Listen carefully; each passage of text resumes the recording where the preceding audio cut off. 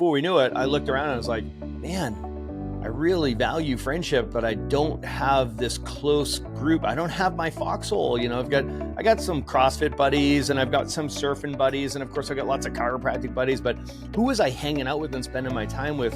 Dr. Pete, I recognize that. Hello and welcome to the Remarkable CEO Podcast, a show dedicated to chiropractors who want to transform their job into a business so that they can have a remarkable practice as part of a remarkable life, not instead of one. With your hosts, Dr. Pete Camiolo and Dr. Stephen Franson.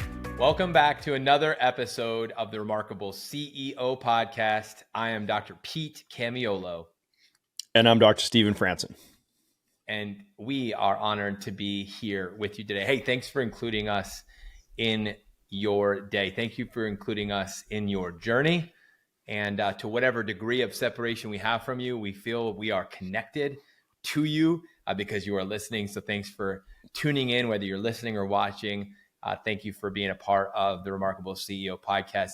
We feel like we're part of your tribe in a way, maybe even part of your circle. I don't know, but today you're going to find out more.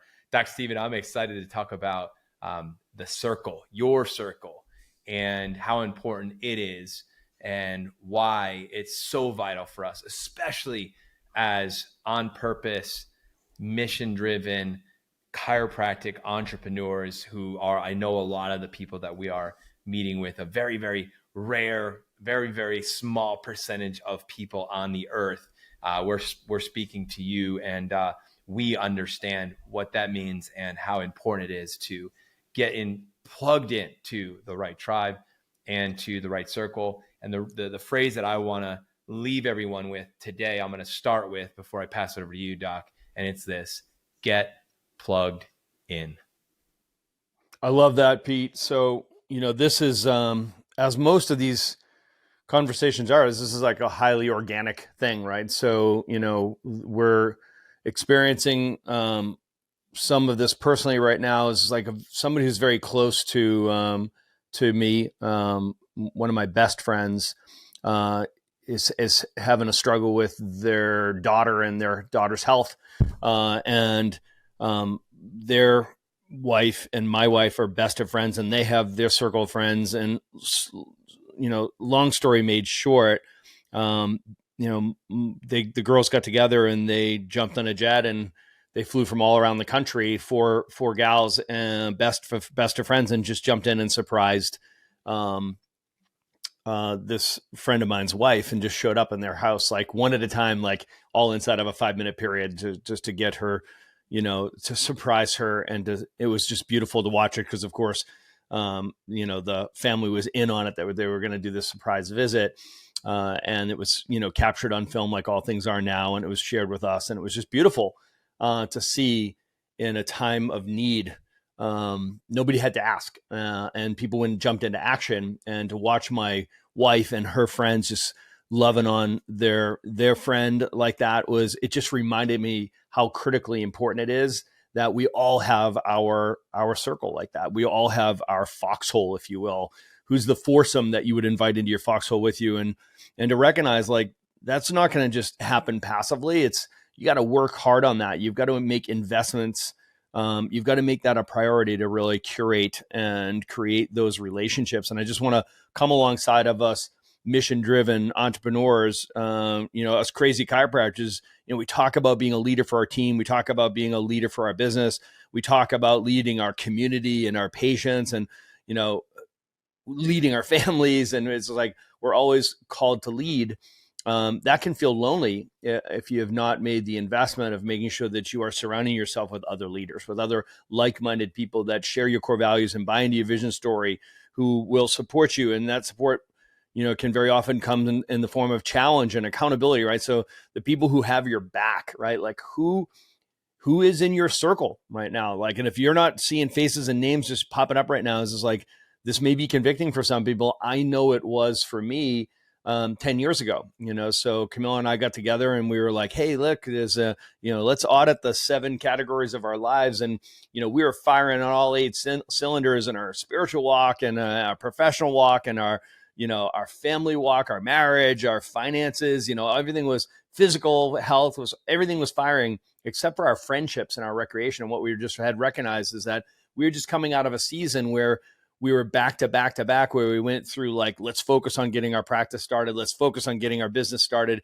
Next thing you know, we started having babies and kids. And then I was like, just let's get our family started. And before we knew it, I looked around and I was like, man, I really value friendship, but I don't have this close group. I don't have my foxhole. I got some CrossFit buddies and I've got some surfing buddies. And of course I got lots of chiropractic buddies, but who was I hanging out with and spending my time with?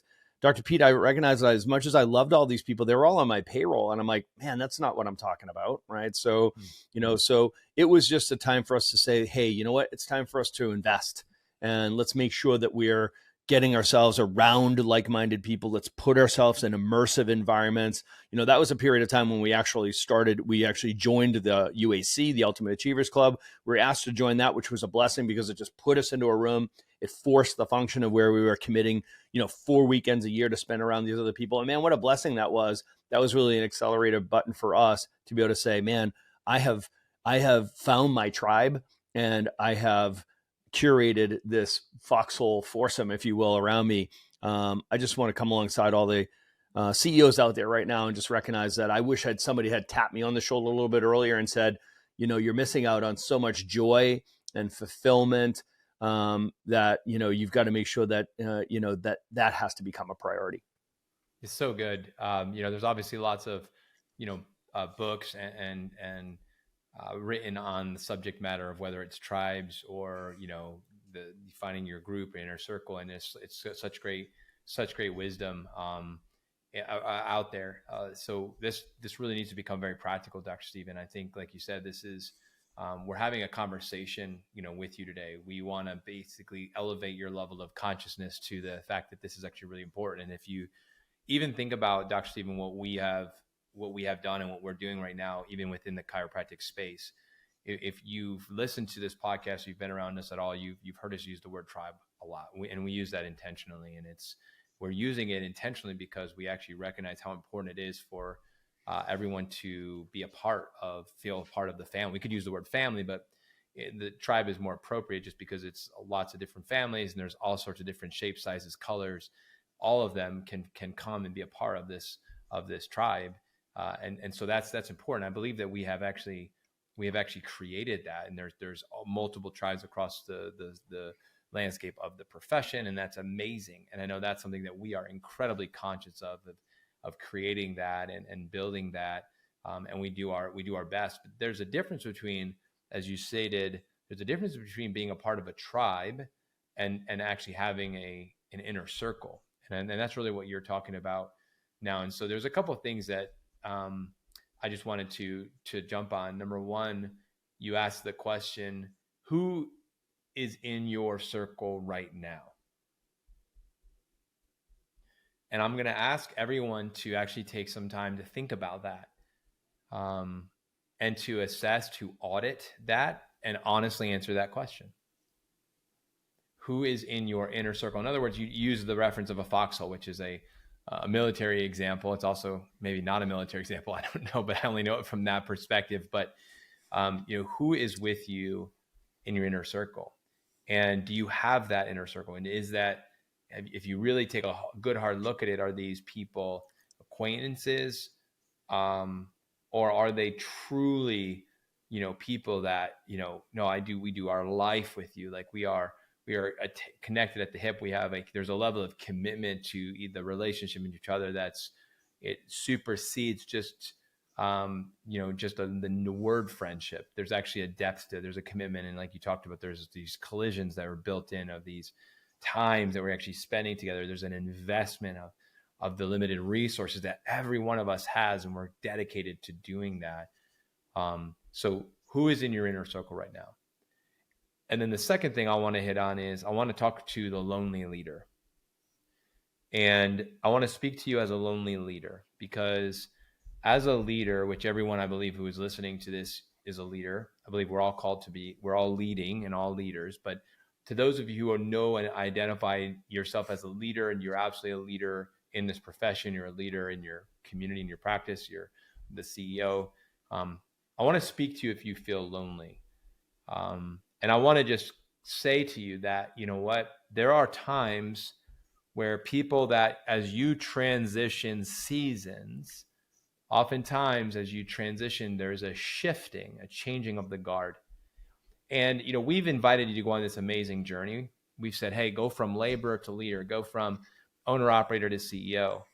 And it's actually very possible that as you have said, put me in, coach, I'm going to go for it, let's go, that it's very possible that there's been a pruning process that has happened where some of the people maybe that were with you in a previous season may not be people that are going to be with you in the next season. I'm not saying you're saying they got to go. I'm saying it just may happen that way, because I know that's happened for me. And I want to speak to you and say, you know what? It's part of the process. It's part of the whether you call it evolution or it's part of the transformation, it's part of the ascension, whatever way you want to describe it. It's part of the new.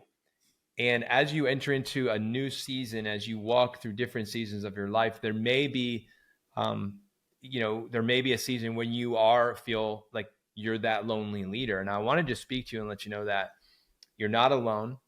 And number one, number two, that's okay for maybe a moment, but it's not a lifestyle that you want to live.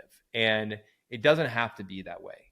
And I know, Dr. Stephen, for us, even in coaching, which is what we get to do, one of the hats we get to wear is creating environments where we've built little inner circles, even in a sense, where, you know, we've curated and created small group cohort masterminds where doctors are able to, you know, men and women, CEOs gather together on a regular basis to work on our businesses together, to create accountability and to grow and to develop ourselves as leaders.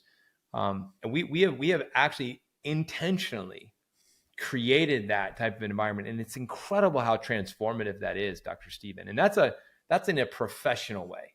Okay. So professionally, I want to speak to that. And then we're going to get into some of the personal things. You already went through the personal side, but I think it's really important to think it through the lens of maybe 4 different groups. And so the first would be professionally, and who is in your professional tribe and who is in your professional inner circle.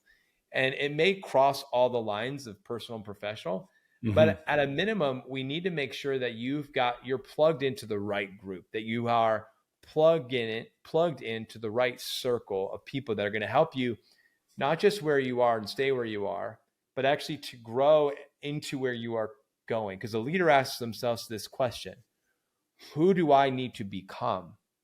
And the becoming process is a precarious process. It's a stretching, it's a pruning, it's a refinement process, the becoming process. And it's very, very important to not be alone in the becoming process. When the leader asks themselves the question, who do I need to become? That question, it requires a transformation, and that transformation is best to happen when you're not alone. And so I'm going to encourage you, as we're asking these questions, hopefully elevating some level of consciousness here, Dr. Stephen, that starting even just thinking professionally, like, who is in your inner circle right now? And is your circle going to help you in your becoming as you continue on your ascension, your journey of your transformation, becoming who you're created to become in this next season as you move forward? And to be considering who does that need to be in this next season, because it is so important. And I think for chiropractors, it's very easy to blur the lines, right? Because, you know, the people that are going to, like, where are you going to find the people that share your core values and buy into your vision story, right? So that are totally aligned. You'll find them at church, you'll find them at CrossFit, you'll find them, you know, in the ocean or whatever your thing is, right? So you're going to find those people for sure, right? So I'm not even talking about your extended family, because I hope you're blessed with having multiple foxholes, to be honest with you, right? So like, I've got my extended family foxhole. I'm super close with my extended family, my siblings and my parents. Like, it's like we have a super close family. So I've got like my family foxhole, right? So I've got my fitness foxhole is like my go-to crowd that I'd like, go to CrossFit together with. I've got my surfing foxhole, so fortunately some of those people are all overlapping, and especially with some of the chiropractors, right? So, Sebastian is in my surfing foxhole for sure. And he lives in at least 2 or 3 of our foxholes, right? But then having that personal foxhole as well, it's like, who is that inner circle that that these are the people that, no matter what, these are the people that you can go to, and they can come to you unapologetically, right? So you need to have that intrinsic support group, right? So, but then we think beyond that, and we have to start thinking about the other people in our life, like our spouses and our kids, right? So, the reality is, like, where I started with this was, not only was I feeling the loneliness of not having invested in creating the relationships that I've always grown up with and always had and enjoyed, and all of a sudden there was this window of like exposure. I'm like, man, I don't really have that same thing. And it was just simply because I wasn't investing time with people. So just forcing that function. And now that's, I think, one of the richest categories in our life, between Camilla and I, we celebrate that regularly, how close we've become with a group of 4 or 5 families over the last 8 to 10 years. It's extraordinary, right? And so from that, I get the benefit of my foxhole. Camilla has the benefit of her, the sort of the spouses of all these people, as like, it just so happened that this worked out beautifully where the spouses all get along, and now she's got her incredible foxhole. And then, one of the most enjoyable components of this is how the kids, all these little, chiropractic weirdo kids, we call them the Lucky Sperm Club, that they've learned anything in the last 3 years and all this craziness is that they are completely like-minded. They are completely aligned. And even though they're weirdos, there's lots of other weirdos like them that they love to be around and they feel supported by, right? So, and we force the function of like, hey, we put the vacations together on the calendar. We'll spend the money. We'll spend the time. We'll commit to it. And like we raise our kids saying yes to one thing is saying no to 100 things. You just have to recognize that. It's like saying yes to one thing is saying no to 100 things. Put it on the calendar, make the investment, create the opportunity for those collisions, for that time together, that quality time together. Because if you just leave it up to happenstance, Dr. Pete, you know what? The universe is competing for your time, energy, focus, and money, right? And it's going to fill in the blanks if you don't claim the territory, if you don't put a stake in the ground and say, this is the priority and this is what's most important. There's just going to be the next thing that is of lower priority or less importance, that's not totally aligned with what your true vision story of success for your life is. Man, I just can't say it enough. To have a remarkable practice as part of a remarkable life, not instead of one, just requires you to create remarkable friendships and remarkable relationships. Please stick around for more business insights from this week's bonus interview with our remarkable success partner, dedicated to helping you more successfully help more people. Enjoy. All right, remarkable CEOs. So as promised, I am here today in the studio with one of the greats in our chiropractic profession. I can say this because I have been following Bill, you and your work since before I even was a chiropractor, when I was working as a chiropractic assistant in a chiropractic office. Before I even went to chiropractic school, I learned about you and the work that you were doing. And you have had a huge impact on my life in 2 decades that I've been in this profession. You have been here longer. You've been serving this great profession. So I can't tell you how honored I am to be able to interview you today and just pick your brain. I know you're a CEO. I know you're a leader, an innovator. You are a thought leader, and you are advancing, helping advance the chiropractic profession. You've done that for a long time. So truly honored to have you join me here today on our Remarkable CEO podcast. So Bill, welcome to the show. And thank you so much for taking the time to be with me here today. Thank you. It's going to be a delight. I can hardly wait to see what unfolds. Well, I'd love for you to unpack a little bit about your story. So, I would assume everybody knows you, but what assuming does. So I'd love for you to just tell us a little bit about who you are, your genesis story, how you got into chiropractic, and really how then you've got into doing some of the work you're doing now. And then we'll probably press fast forward and we'll go into specifically what's happening now and where we're going next, and how specifically you're helping our profession advance in this next season of our great profession. So I'll throw it over to you, Doc, or Doc. I keep thinking you're Doc, but Bill, take it away. Sure. Well, my background is in media. Before I discovered chiropractic, I was working as a creative director for advertising agencies in San Francisco and Seattle and Denver and wherever. And that's kind of the background that I had. And I was working after my ad agency days at a film production company here in Colorado Springs. And, we did sales films and documentaries. Our biggest client back in the early 80s was the Saudi Arabian Navy, of all things.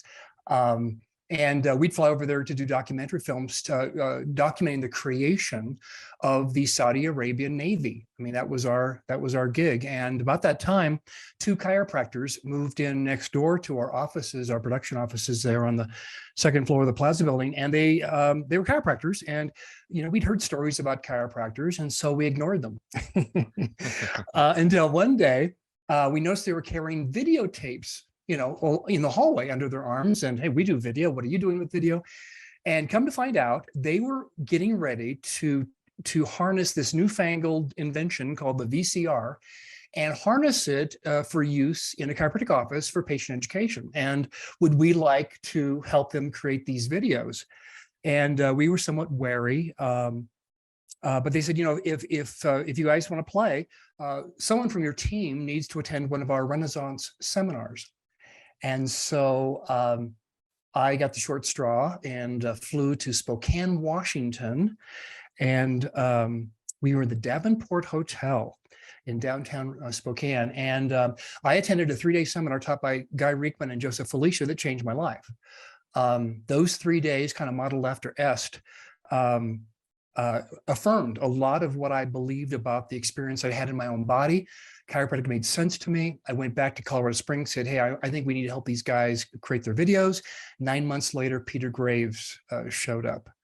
I did some follow-up consulting with Renaissance till about 1990, then hooked up with two chiropractors to form Back Talk Systems, sold that 10 years later, and started Patient Media.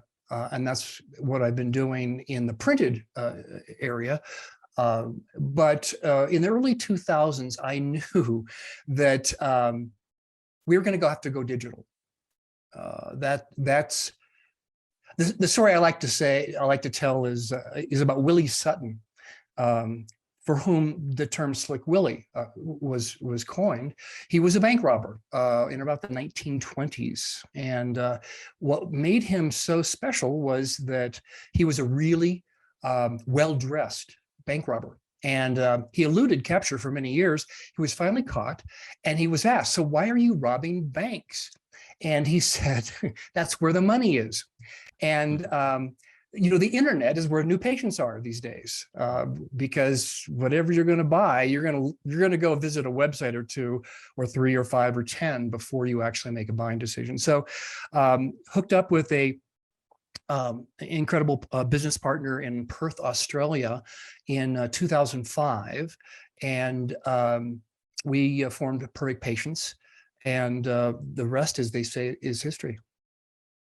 Wow, I love it. And you're a blast from the past. I mean, so many just awesome names that you threw out there. And Back Talk Systems was actually the first thing that I encountered. And then the Perfect Patients or Patient Media was next for me that I encountered, the written materials. I still remember all of those things. And then now Perfect Patients. So what an incredible story. I have so many things I'd love to ask you about the past, but let's talk a little bit about the present.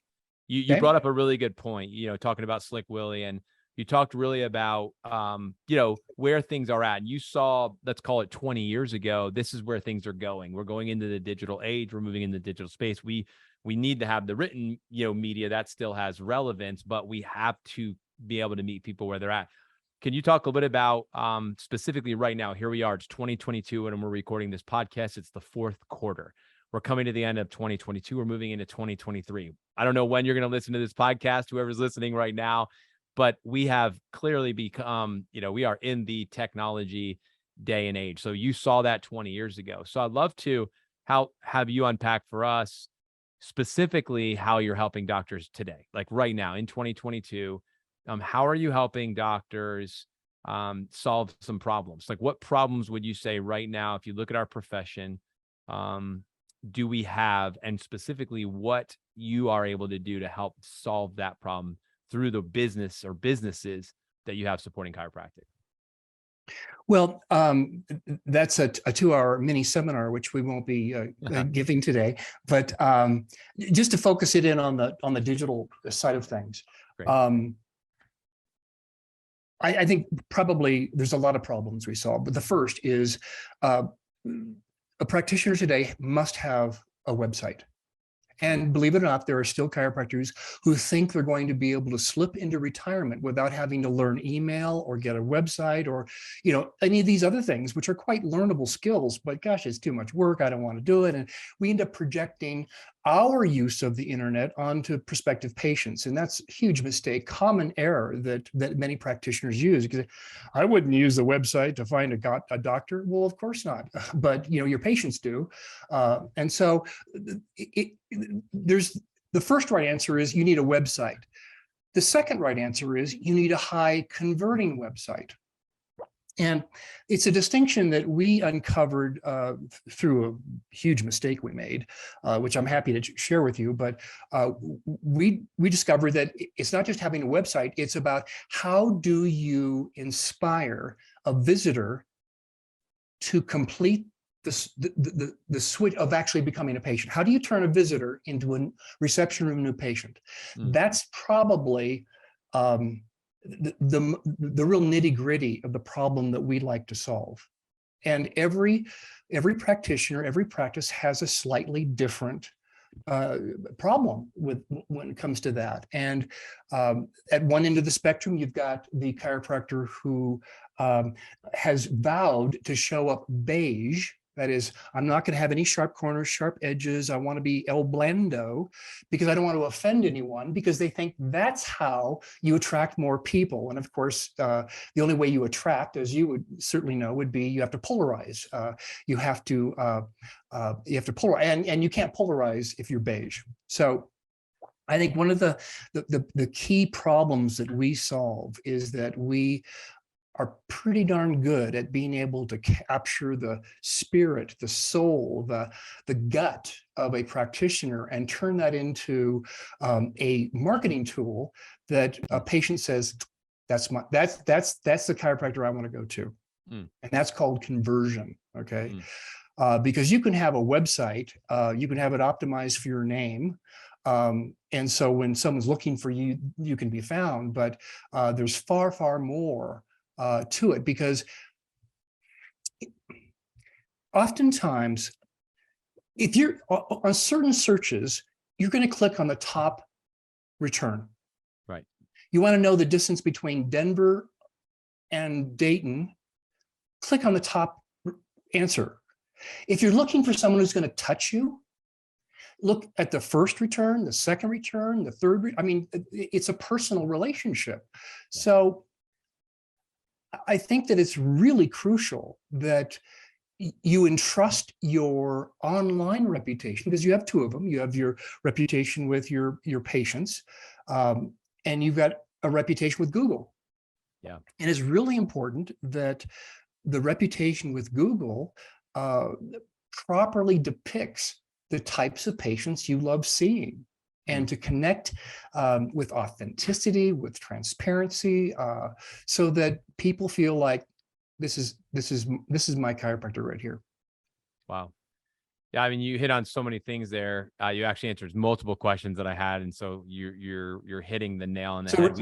We're through. We're almost through. I'm going to ask for a couple more minutes, but I think our listeners are thoroughly enjoying listening to you, because you're nailing it. So, in the remarkable practice, and we teach the domains are attraction. So you bring a seeker. There's a seeker who's searching, and they find you, right? So then they come in as a seeker, but our first job is to turn them into a believer. And you talked about a website that represents the doctor well, authentically, genuinely, that converts. In other words, they take the next step. They didn't just come on, check you out. They actually took the next step. Like you said, I liked how you said a waiting room, new patient, or reception room, new patient specifically. That is so important, because, a lot of times we have what I call vanity stats, right? So these vanity metrics that it's like, okay, but what's really going on in your practice? Like, tell me about, I have some deeper questions, so I love that you went there, because I think we can almost become infatuated with ourselves or with this appearance, but I'm like, but does the appearance convert? Is it actually producing the outcome that you have a website to do? Like, the reason why you have a website is for one purpose, in my opinion. As you said, it's to get people to discover you and take the next step, which means coming into your office. So I love that you went there right away, because that was the second question, which, how do you help our doctors help more people? That's how you help more people, is they actually come see you. They come into your office, which is massive. So this is a big, and it's a problem that absolutely must be solved. And to stay relevant in this day and age, you nailed it. Listen, you have to stand out. You have to set yourself apart. People have to recognize or notice you. We call it like disruptive or whatever, but you've got to be able to do that. So can you talk a little bit about just kind of going deeper into this concept with the CEOs? We talk about leverage a lot in our program, in our Remarkable CEO program. We talk about using leverage. We say three things you leverage. You leverage people, you leverage technology, and systems. And so those three things, we always home in on that with our Remarkable CEOs in our program as they're scaling their businesses and they're helping reach more people, but not all dependent upon them. So can you talk about leveraging what you're doing specifically, and how the return on the investment is also, going to be influenced there with the limited resources of, time, energy, focus, and money? Like, how do we use leveraging technology, leveraging the people, and leveraging the systems that you guys have? Can you share with us how that, doctors do that? Gosh, well, I think the systems and technology are the most likely candidates for how a website can plug into a practice. And it really starts with something very, very difficult to do, which is to see it from the patient's point of view. And all too often, chiropractors will, and not just chiropractors, but many people who do websites will, they use it as a form of actualization and to, use their artistic efforts to create a website that they would love. And of course, the website isn't for you. Gosh, we had this, I remember this one practitioner, we were going back and forth about the right shade of blue. I mean, give me a break. It's the blue, that's not the problem. You need to form an emotional connection with your visitor, and the blue has little to nothing to do with it. So he was trying to actualize, and it didn't end well. But I think it has to do with how technology can do a lot to short circuit how much energy. There was a chiropractor client of ours, it was a long time ago, but he said, the patients who show up after visiting my website say they show up more like a referral patient shows up than a stranger. And I thought that was really fascinating, because when there's a referral patient, someone else is vouching for you, and there's kind of it's a fast track. It saves time when it comes to bringing a new patient on board. So I think that's one thing that a well done website can do. The other thing too, I think, is that, and I don't think chiropractors utilize this as much as they could, but gosh, if I were in practice, I would want, I would record all of the questions I was ever asked. I would ask my team, record every question that a patient asks. And some of those questions need to be turned into a major blog post, so you don't have to keep doing the same repetitious explanation over and over again. You reach in for your, why heat or ice, hot or cold, and you give them this card, and they go on and they read the whole thing, and they've got the directions, and it's done once, and then you don't have to do it again. So I think systematization, crucial. I think leveraging technology, really important in terms of attracting a quality new patient, someone who wants to be part of your tribe. Yeah, it's good. And I know we didn't get into this, but content, you're alluding to content right now as well. And I know that's a big part of, what your organization is about, is content that's, relevant and will help, like you said, answer a lot of the questions people have, which actually builds your authority, your trustworthiness, the attractive factor, all of those things. So I know there's a lot more we could dig into, but we do need to wrap this. But I do want you to be able to share with our audience how to get in contact with you. So, Bill and his company, Perfect Patients, they are a success partner. What does that mean? That means that they specifically are aligned with the Remarkable Practice because we share values. We share a common mission, and we are on a mission together. And we believe that we are better together. So that's why we work with Perfect Patients. So I'm confident in referring to you. So we would love for our docs to be able to reach out to you, connect with you, or someone from your team. What's the best way for them to do that, Bill? A couple of ways, of course, and let's use the internet. Obviously, the Perfect Patients website is a place to kind of check us out and see what our vibe is all about. And then certainly you can email me directly. It's a pretty complicated email address. It's bill@perfectpatients.com. So try to be incredibly accessible, and would love to continue this conversation wherever it goes. And the folks that support me so well at Perfect Patients have developed a place for your folks to show up called perfectpatients.com/remarkable, and that's where they can. One of the things anyone listening to this should go there and ask for a website audit. I mean, you're going to have someone who's looked at not hundreds, but thousands of chiropractic websites, and they'll walk through, no obligation, no high pressure, and say, here's something that you might want to consider. You might want to upgrade this. You might want to change this. You might want to get away from stock photos, blah, blah, blah, blah, blah. And they're all practical action steps. And it's just a way of providing and giving back to the profession. So you can arrange that at perfectpatients.com/remarkable. So that's probably the easy way.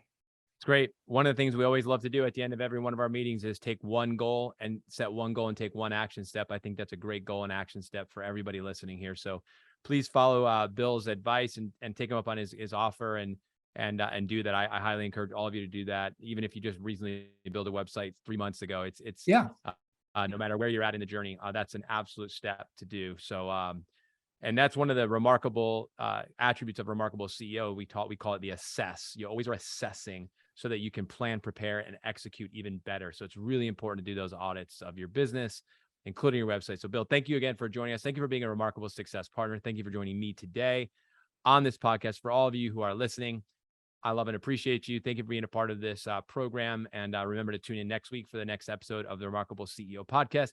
Until then, God bless you all and have a wonderful week. Thanks for listening to this episode of the Remarkable CEO podcast.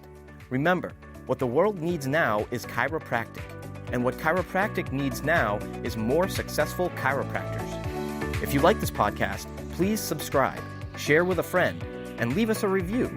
And if you'd like to connect with us personally, direct message us on Facebook, LinkedIn, or Instagram. Now go and be remarkable.